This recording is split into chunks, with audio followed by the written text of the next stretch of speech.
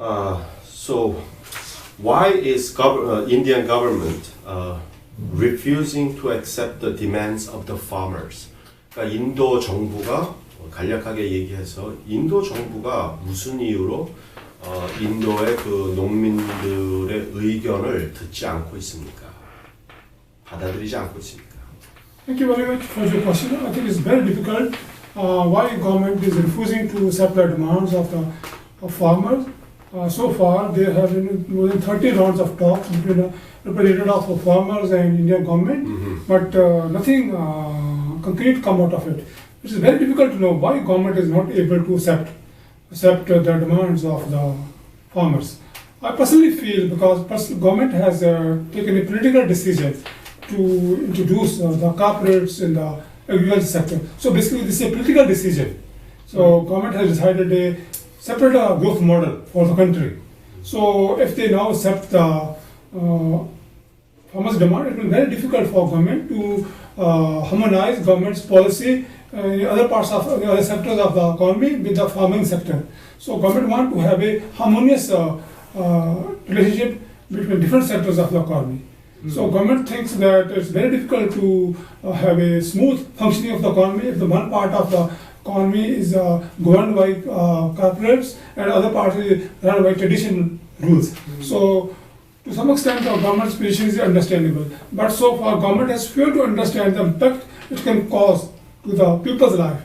More than 80% people are directly, indirectly related with agriculture. So government simply cannot ignore the demands of the people just to harmonize its policies on the economy. So even the government may have a point, may have a point in their discussions, but average person don't fail to understand. So they are insisting that government must listen to farmers' demand. 그러니까 한 농민과 또 농업에 종사하는 그 인도의 시민의 말과 그 사람들의 이제 의견을 그 정부에서 벌써 뭐 30차례 넘게 그런 적이 그 하나의 그 뭐 토론의 장인지 하여튼 30차례 넘게 그 미팅이 있었답니다. 있었는데 아직까지도 어떤 균형 맞은 협상이 이루어지지 않고 있는 것은 당연히 논리적으로 여기 박사님께서 생각하시는 점도 지금 인도에서는 정부 차원에서 농업 하나만이 그 경제 구조의 전부가 아니기 때문에 그 사람들도 지금 그 뭐라고 그럽니까? 컴퓨터, 세미컨덕터나 하여튼 여러 가지 자동차도 있고 인도에서 다른 경제 구조와 이 균형을 맞춰야 돼서 거기에 이것이 잘 흡수가 되는 상황에서 식량과 농민들의 그 고초를 갖다가 균형을 잡아서 그걸 정치적으로 지금 해결 방안을 모색하고 있는 것 같은데 그 해결 방안에 지금 어떠한 답이 나오지 않고 있는 것은 당연히 지금 그 답을 찾으려고 하는 그 인도의 전체 경제 구조, 전체 경제 그 뭐라 그럽니까 하나의 그 프레임 안에서 그 농업이 국가에 미치는 그 정말 경제적인 타격과 또는 이런 갑작스런 그러니까 기업 위주로 되는 농업 형태를 도입을 했을 때 경제 붕괴까지 이루어지면 안 되겠으니까 아마 정부 차원에서 대단한 고민을 하고 있는 것으로 지금 알고 있습니다. The last question to Dr. Lakhvinda Singh. What will the long-term impact of these laws on Indian society? It's very difficult to tell exactly, but my opinion is that long-term impact of these laws will be very, very serious. These laws will destroy the rural economy forever, and village life will be completely destroyed. Farmers will be forced to migrate to cities, and it will have a serious impact on the childbirth. And rural population will be forced to live in cities, and they will be very difficult to have raise families through a salary system. So what happened in Korea can also happen in India. And thirdly, I think it will also have very serious impact on climate change, because a lot of construction work, a lot of new houses, a lot of new roads, a lot of bridges will be built. So a lot of destruction of the climate, of the natural resources will happen. So it will have serious, huge impact on the climate change. lot of damage will be done to the India's natural sources, rivers, mountains, So overall impact, long-term impact of these laws will be very, very serious. That is why people like me, who fully understand what kind of damage these laws can do to India. So we are protesting these laws, opposing these laws as much as possible. But so far, it looks like the Indian government and Indian bureaucrats are not able to understand, properly comprehend the damage these laws can cause to Indian society as a whole. And as a whole, it will be very big loss for the whole of India, even to the whole world. Thank you. 지금 이것이 이제 장기적으로 어떠한 그 인도라는 한 국가에 큰 타격과 변화가 올 수 있는 것이냐면 이러한 이제 농업 형태가 국가적인 차원에서 급변을 하게 되면은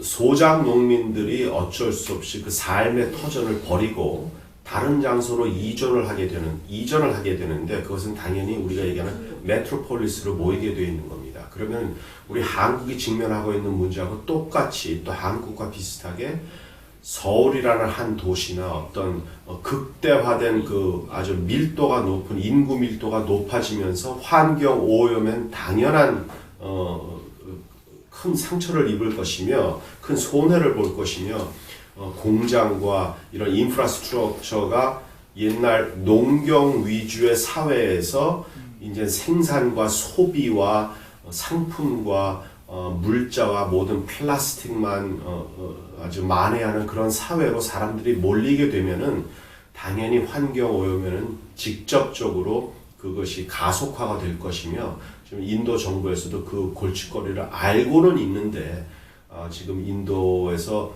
옛날식의 그 좀 평등하고 사람들이 넓은 자연과 넓은 땅에서 흩어져서 있었던 사회 구조가 지금 자꾸 그 현대 지금 우리가 되는 인구 밀도가 급속도로 비자연적으로 너무 높아지는 이러한 도시 쪽으로 사람들이 모두 모이게 되니까 이 문제가 아주 심각한 것입니다.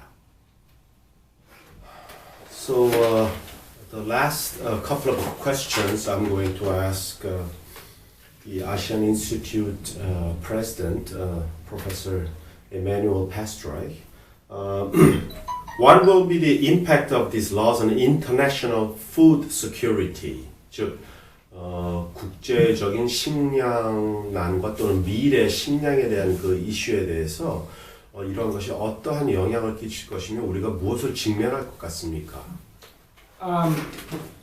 We could say it in English. Well, I would prefer to do the whole thing in English for this last section. Is that okay? Okay, sure. So can you start it again and just do it in English for the question in that for me?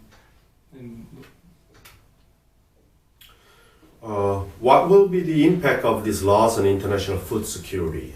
I'm going to ask this to the president of the Asian Institute, Professor Emmanuel Pastroy.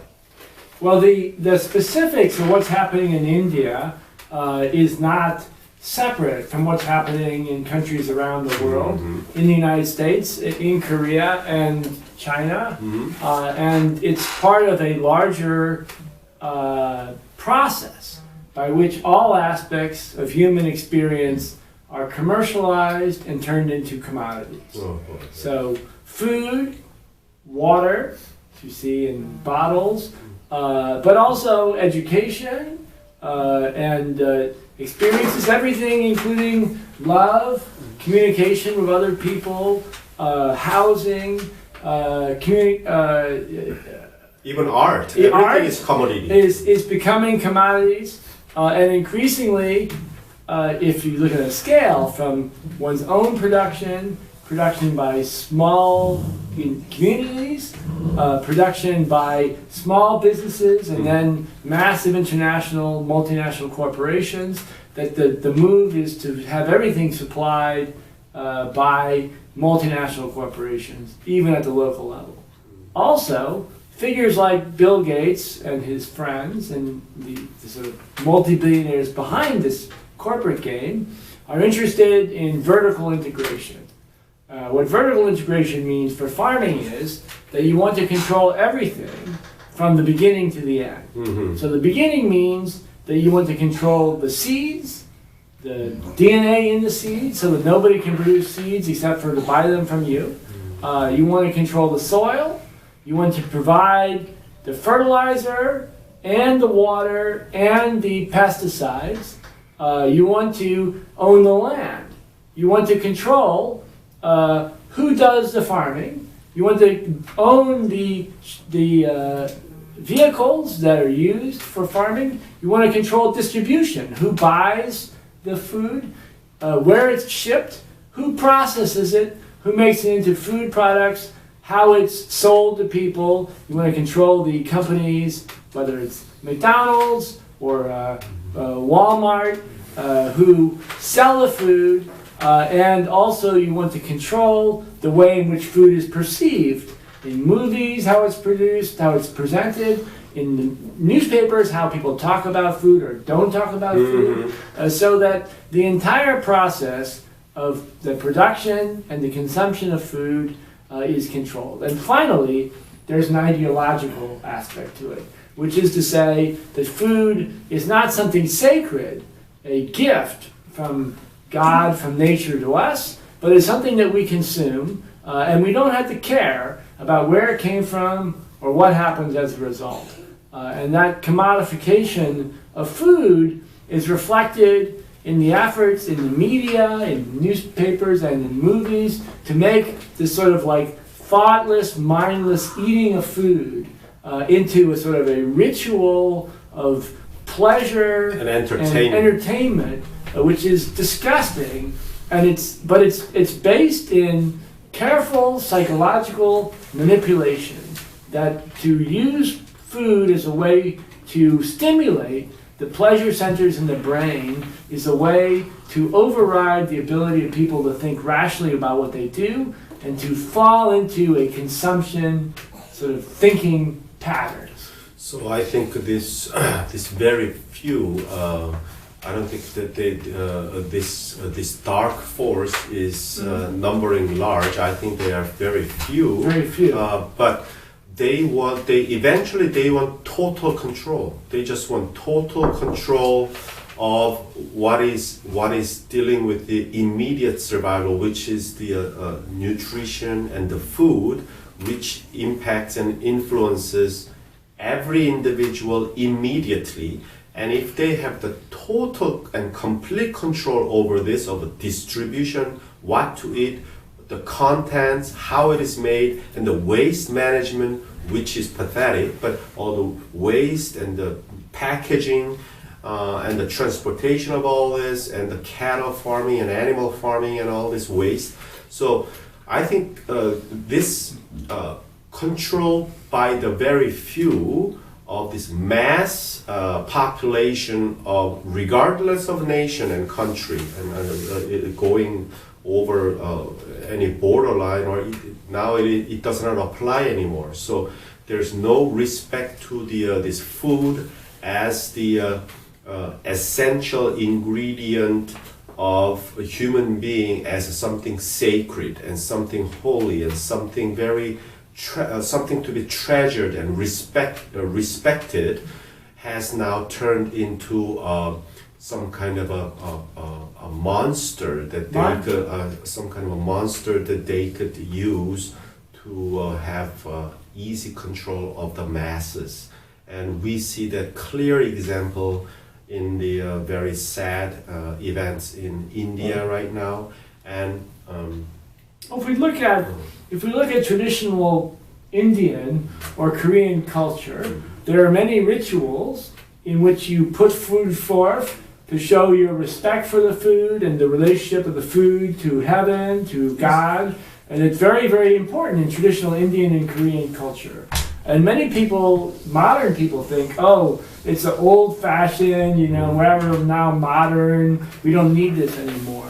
But those rituals have just been replaced by other rituals, which are a worship of money, worship of consumption, worship of immediate pleasure, and we have lost that sense of the sacred in agriculture and food. So the definition of food, 그러니까 so definition of the food. definition of food has dramatically changed from, for example, American Indians' definition of food is not the source of nutrition or protein or iron or vitamin that you intake. No, their definition was food is something that you share.